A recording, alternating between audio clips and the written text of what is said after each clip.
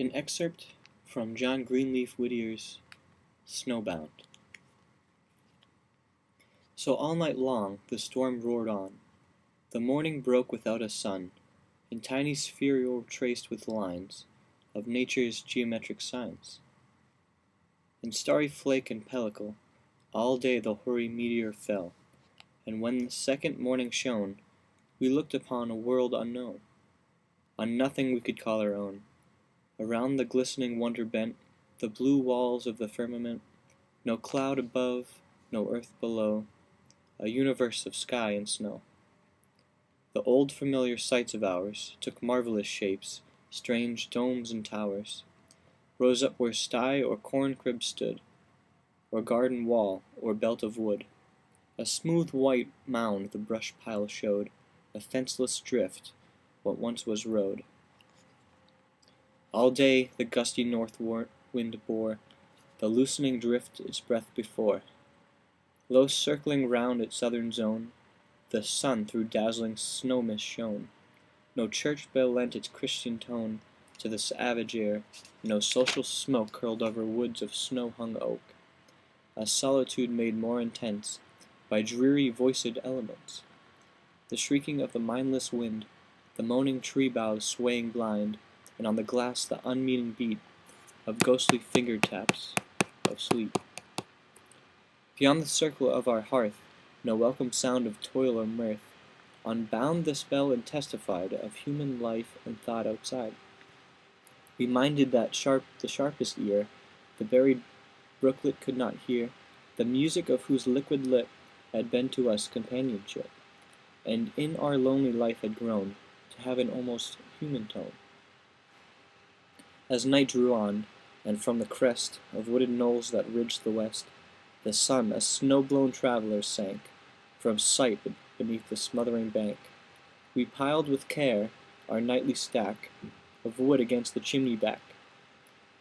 The oaken log, green, huge, and thick, and on its top the stout backstick. The knotty forestick laid apart, and filled between with curious art.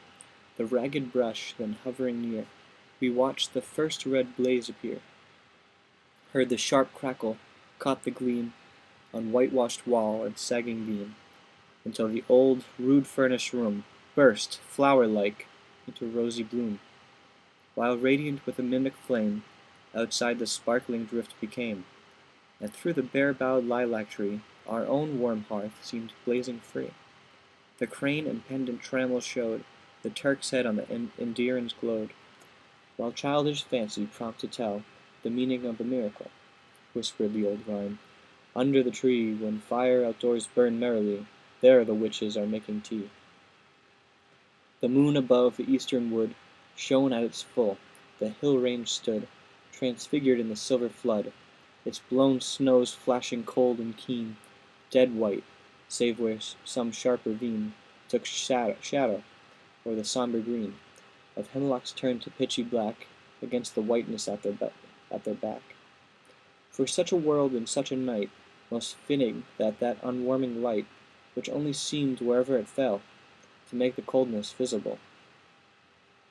Shut in from all the world without, we sat the clean-winged hearth about, content to let the north wind roar, in baffled rage at pane and door, while the red logs before us beat, the frost line back with tropic heat, and ever, when a louder blast shook beam and rafter as it passed, the merrier up its roaring draught the great throat of the chimney laughed. The house dog on its paws outspread laid to the fire its drowsy head, the cat's dark silhouette on the wall, a couchant tiger seemed to fall. And, for the winter fireside meat, between the andirons' straddling feet, the mug of cider simmered slow, the apples sputtered in a row, and close at hand the basket stood, with nuts from brown October's wood. What matter now how the night behaved? What matter how the north wind raved? Blow high, blow low, not all but snow could quench our hearth's fire ruddy glow. O time and change, with hair as gray as was my sire's that winter day, how strange it seems, with so much gone, of life and love to still live on. Ah, brother, only I and thou are left of all that circle now. The dear home faces whereupon the fitful firelight paled and shone. Henceforward listen as we will, the voices of that hearth are still. Look where we may, the wide earth over, those lighted faces smile no more. We tread the paths their feet have worn, we sit beneath their orchard trees, we hear, like them, the hum of bees, and rustle of the bladed corn.